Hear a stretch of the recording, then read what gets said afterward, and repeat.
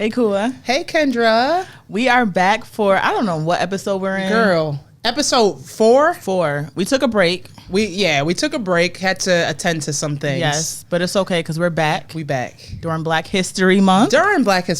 Yes, so we wanted to pay homage to obviously those who came before us, but also to just celebrate Black History Month. What does that look like now? Yeah. I think it's definitely becoming and evolving into something that we never probably could have imagined when we were younger, right? But what does that mean for us? I think just reevaluating that. But I'm excited to be celebrating Black History Month. Me too. Yeah. Me too. So the theme, and I think, I don't know, it was more recent when I found out about the different themes, probably like within the last few years. But they've had themes for a long time. And the year's theme, 2022, is Black Health and Wellness. Yes. Which is near and dear to, I think, both of our hearts. We talk about it all the time. Because we always talk about something about healthcare and just the contributions that Black Americans have made in the medical field. Yes. So, thinking about some of the history, obviously there's a lot of historical trauma just in terms of our own introduction to healthcare in this country. I think I mentioned on one of the episodes that I was reading Medical Apartheid. Yep. I think it's Harriet Washington, if I'm not mistaken. And she talks a lot about how slaves were purchased to conduct different research on and different trials and experimentation and things like that. And so thinking about that lens and how far we've come, right. We've made a lot of contributions in this space. We certainly have. And I know I was talking to some people recently, of course, this month, everyone's trying to get in their Black History Month, different celebrations and things like that in events. And someone actually, I'm going to give her a shout out, Karima Ami, which I absolutely love her. I just had a conversation with her recently and she said, I am booked and busy in February. Yeah. And she said, but what about the other months of the year? She said, I want to be booked and busy for the rest of the months of the year. Okay. And so I was just thinking about that. And, we always keep saying that Black history is American history, but I think we need to really make sure that is infused more in our everyday lives, education, and things like that as well. So, but I absolutely love her. Yeah, she's dope. And I think it makes me think about more recently. I don't know if you saw this, and we didn't talk about this before, but T-Pain was caught on camera. Did you see this? No. I think it was on the Shade Room or something on Instagram, and someone asked, hey, T-Pain, what do you think about Black history? And he was like, I think we should get rid of it, Oh, I think I did. You see that? I didn't see I read about it. I think we should get rid of it. It needs to be celebrated all year long. It's a part of American history. And honestly, I think he was getting at some of the conversations that have been happening around CRT, critical race theory. There's a lot of discussions that are happening, nationally around critical race theory in schools and banning books. And, there's a bunch of that stuff. The list is growing. Yeah. The list is growing. I think, was it Mouse? To Kill a Mockingbird? Most recent one. Which one? Mouse. Oh, okay. Which is about the Holocaust and things like that. So that was the most recent book that was banned. But To Kill a Mockingbird, The Hate You Give is on there. I didn't know that. Yep. So it's growing and it's increasing. I think that's a whole nother podcast. We do need to talk about that about banned books for sure. But also to just putting more books into the hands of our kids, and obviously working in education. That's really been a thing that we've been talking about. And what does that look like in terms of curriculum work for next year? What does it look like as we talk about culturally responsive teaching in the classroom? Interesting. And what images are our babies seeing, when the books that they're reading during story time. So it's very interesting. And I think that there are many people who are trying to infuse these things into everyday life. But I think there's also some dissenters out there that, of course, we'll talk about that too in our podcast. But just seeing us winning, it's just been very refreshing, and that being highlighted this month has just been amazing too. Yeah, shout out to all the Black people, Black History Month. It is a time for reflection, and I think I'm always learning something new too, right? Like the first to do this or that, and I think from a healthcare perspective, we've often, like, and I even brought it up, right? Like focus on the historical traumas, but I think there's so much more potential and growth and opportunity for us. People have been talking about how racism is a public health threat. Actually, I saw Dr. Olivia Cox, who actually was on the podcast to talk about the pandemic and vaccines. I saw her made a post just in general around like education and how people will write down, the cause is because this person is Black and they're predisposed to XYZ. And it's like, that's not the cause, right? Like the effect is all those things, but it's really because we're rooted in racism, and public health is really being seen through that lens. And there's more stress. There's a lot more things that people of color have to go through in this country that predisposes you to some of these things. So it's interesting. It's a lot to talk about. Yeah, always got to be learning. Yeah, always. For sure. Yeah, so Black History Month. Yes. Shout out. So, I mean, we're going to dive right in? We're going to dive right in. So there's been a lot of hot topics, a lot of conversations surrounding many political things that are happening in the last couple of weeks. But there's one story that really stuck out to us. Yeah. So do you want to introduce it? Sure. So I'm going to talk a little bit from this article. And this one comes out of The Guardian. And the title is, Why Are U.S. Right-Wingers So Opposed to a Black Woman Supreme Court Nominee? And so, I mean, this wasn't the only article. We actually referenced a lot of articles and just kind of the background. And even it's not just right wingers. It's also, different folks that are coming from a conservative standpoint, really talking about a Black woman being nominated to the Supreme Court, the highest court of the land in the U.S. And so President Biden has come out and said that he wants to nominate and appoint a Black woman to the U.S. Supreme Court. And what happened? What happened after that? There's a lot of people who came out, mainly politicians, but other people too as well, who didn't necessarily agree with what Biden had to say, even though that was one of the things he had talked about during his campaign, that if he had the opportunity to appoint someone to the Supreme Court, it would be a Black woman, right? And so after that had came out, there was a lot of, people celebrating that comment. There were people who didn't necessarily agree with that comment. And who was one of those? One of them was Ted Cruz of Texas. Right. And he called Biden's plan offensive and an insult to Black women. Yeah. And just take a minute to digest that. What does that mean, right? And, he had talked about how it's unprecedented and it's unnecessary, and saying that it elevates skin color over qualifications. And it's so much to unpack there, what Ted Cruz and what he's saying, right? But I think before we get there, we have to talk about the perception of Black women, qualifications, what does that mean? I mean, talking about our own personal experiences as well. I think before we, kind of dive into exactly what he's saying there. Yeah. I mean, so that article for me, even just kind of taking a step back, right? There was a lot of, I think there was opposing feelings around that statement. And like you said, this was something that Biden had already stated in the campaign trail.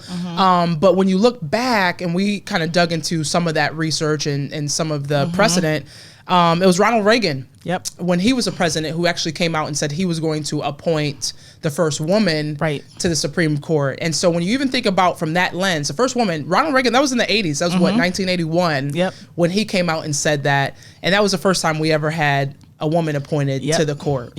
And so Sandra Day O'Connor was the one who was appointed at that point in time.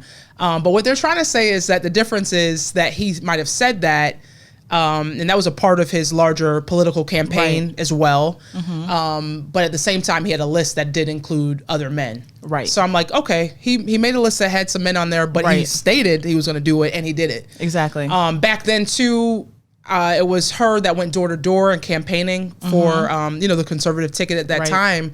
She had her kids in tote with her. She talked about what it meant to be a woman, right? Like a lot of these things that they said made her a stronger candidate because she understood a whole different gender, of perspective, and could bring that to the court, and made her even more qualified to be on the court, and she was appointed. Right. So if we flip that and reverse it and think about this lens, as it relates to a Black woman, you would think, shouldn't that coincide? Right. But it doesn't, right? And we think about even growing up, right? Our parents, at least my parents, always said that, being a woman, being a Black woman, you have to be twice as good to get only half of what others may receive. Right. And that is something that stuck with me in my work ethic throughout my years in school, even after school, applying to different positions and jobs, being the best that I can be and present myself, in the best light. But looking back at it, that's something that we had to do, but it's always not something that, was always the best fit, I guess. Right. Yeah. And so this one article through the Atlantic said that Black workers really do need to be twice as good. And African-American employees tend to receive more scrutiny from their bosses than their white colleagues, meaning that small mistakes are more likely to be caught, which over time leads to worse performance reviews and low wages. And we know that to be true based off of data that was presented through the NBER papers, which was through Boston University. And so it's really interesting when you dissect that and what does that mean. They also said that they observed the pool of unemployed Black workers is less likely to be seen as less skilled, prolonged unemployment. That means that sometimes your boss may be looking over your shoulder a little bit more, that micromanagement is there. We talked about imposter syndrome, right, in another podcast, and that imposter syndrome may come from that point in time of being, working and saying, man, I'm not good enough, or I'm trying so hard, right? And so taking that and what does that truly mean, now putting in a lens of looking at the Supreme Court and what does qualifications mean. And I think, these Supreme Court nominees have gone through that similar scrutiny, right? What does qualifications mean? We see that those who are being nominated in Supreme Court, the Black women, all went through an Ivy League school. Right. Those they're speculating that these are going to be some of the folks that might be considered. Correct. And so to your point, okay, Harvard versus Yale. It was interesting because in talking about some of these qualifications, I think it was Lindsey Graham who actually came out recently and was trying to nominate someone from his state or suggesting someone from his state to say, oh, she should be looked at, and she went to a state school, she can relate to more people, versus someone who went to Harvard and went to Yale. Not to say that their experiences don't necessarily mirror other people being in those type of Ivy League schools, but just saying that, okay, we're looking at qualifications. This woman specifically would be great. She represents my state. She can connect to people who went to state schools. But I actually want to take a little bit back to what you said around like having to be twice as good and folks being scrutinized a little bit. It's interesting because when we dug into some of that data, it talked about some surveying that would happen, right? So say you have a performance evaluation and you have to write down all the different things that person might have done during the year. You're going to score them based on what that is. And a lot of times that's connected to your pay, right? Whether you get a raise, sometimes people get bonuses. There was in that work, it talked about how they would look at certain people who had the same comments written down and look from a race perspective and see two different scores. And so even from a bias perspective, there's a lot of different things that comes back to who's given the benefit of the doubt, who's given more opportunities, who's given stretch assignments, and then just the consideration of what success looks like for you versus someone else. This is all based on research. So to that point, when you talk about the Supreme Court justice, I think we have a bias of who's seen as leaders. And we talk a lot about that as it relates to gender. Who's seen as a leader? There was a TED Talk, and I'm forgetting the woman's name, who she's like, close your eyes. Imagine you're walking to a tech. Was it Brene Brown? Was it? She did something similar. It was a Brene, who I absolutely love, by the way. Yeah. I would love to talk to her at some point in time. But no, it might have been, I don't know if it was her or not, but it basically was taking you through this, like, close your eyes. You're walking into a tech firm somewhere in California, right? Probably Silicon Valley. And what's happening as you go through the halls, you're seeing a person talk and they're giving a speech and they're the owner of this company. And then they ask you different questions. Was this person male? Was it female? Was this person, a person of color, or were they white? And oftentimes they found that a lot of people considered and looked at this person through the lens of, oh, it must be a white male. And so when you think about these different positions, who do you think about leading? Kamala was the first African-American and Asian woman who was put to, vice president. It was a lot of backlash even around that. Correct. You know what I mean? And, just a quick anecdote about that too. One thing that is promising, especially working with kids, and I did a similar exercise with them to say, close your eyes and envision what a boss will look like, and their vision is completely different. That is exciting. And so that is very exciting too. And Candice Parker, who I absolutely love as well, she just recently came out with her TED Talk, and she had talked about sitting her daughter down and watching the historical moment of Kamala becoming vice president. And she said, you see this? This is what you can be. This is what you can do. And her daughter said, Mom, why couldn't I do that before?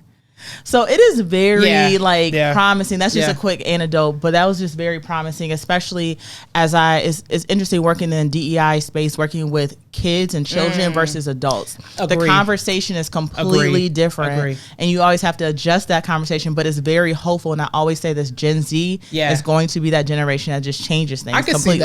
I can see that. Yeah. And I mean, a lot less work I've done with youth, but in those conversations, you definitely see it, right? Where it's just like, well, duh, you know, why would this person do this, or calling out different things and case studies that we've come up with. Yeah.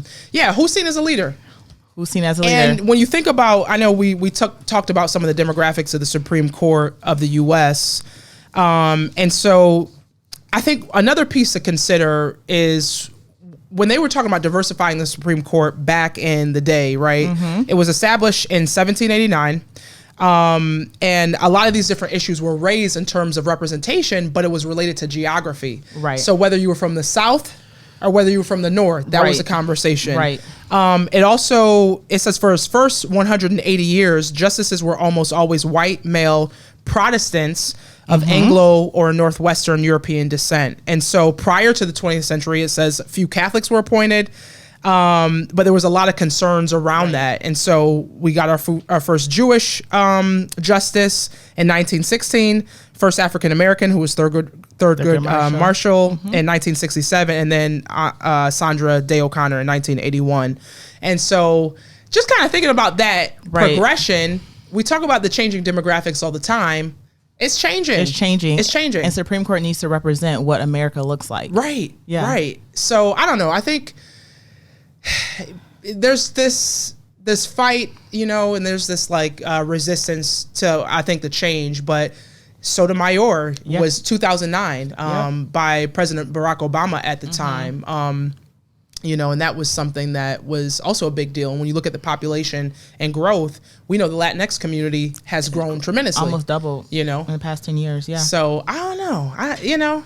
Yeah, it's going to be very interesting. You know, how things are going to evolve over time from the Supreme Court all the way down to local elections and jurisdictions, especially like we said, because the demographics are changing. You're starting to see more Black and brown politicians at the local level. I mean, even Stacey Abrams running for governor in Georgia. I mean, that's going to be definitely something to watch for sure. But you're starting to see that people want people out in power or in their political positions of what they look like and representing them. And I tell this to all, you know, I keep going back to education and kids because that's my everyday life.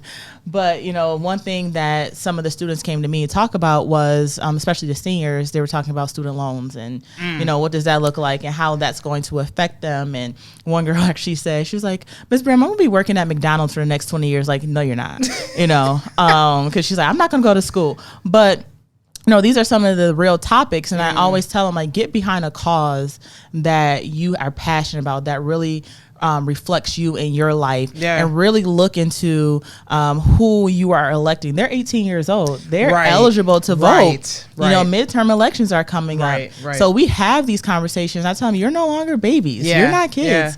Like, look at who you're putting into these positions that will speak to you or speak for you on your behalf in Congress, ultimately up to the Supreme Court, looking at the presidential election, all these different things. And so it's just going to be really interesting of, you know, what's going to happen next, though. And these folks represent, you know, really large interests of all of us as Americans, right? So a lot of things that have been debated and past, you know, political conversations has been things like abortion rights, has been who has the right to be protected in the workplace. You know, we know that transgender and gender diverse folks have had that opportunity come up more because those conversations are happening at the Supreme Court. So who do you want to represent you? And I think, you know, the more that it can look like America, to your point, the better for everyone. Exactly.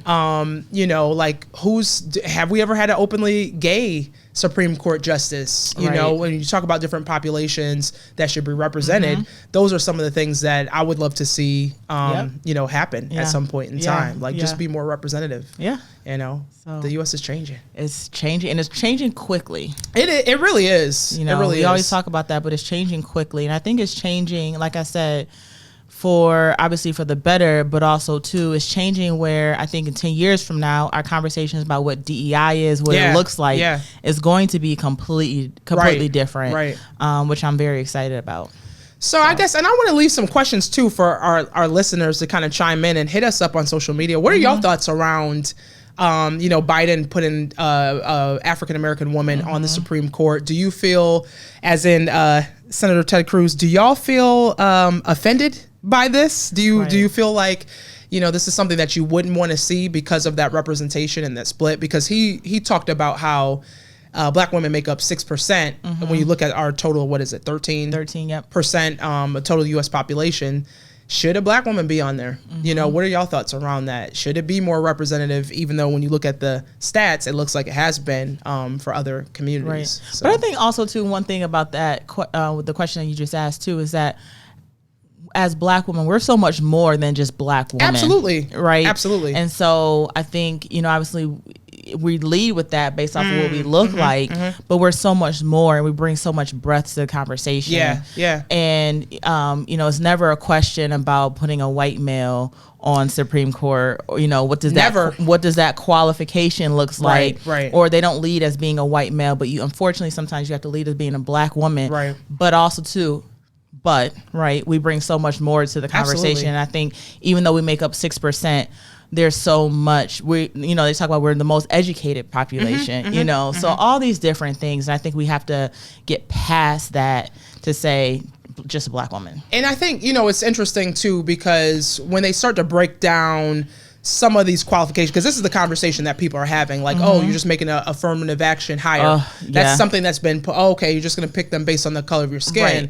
But when you look at the opportunity, because we talk about this bias and this similar to me bias, so because I'm who I am, I'm often going to pick someone that looks like me and I connect to in order to get these opportunities. It's similar in the courts too, right? Like who makes it to a Supreme Court, the appellate courts, like all these different levels. And there's a smaller population of us who have had that opportunity to get to that level. Now, they've talked about in the past, I think, Biden already has appointed, 15 or 18 Black women to some of the higher courts. The appellate courts. I think Trump had put maybe 2 or 3.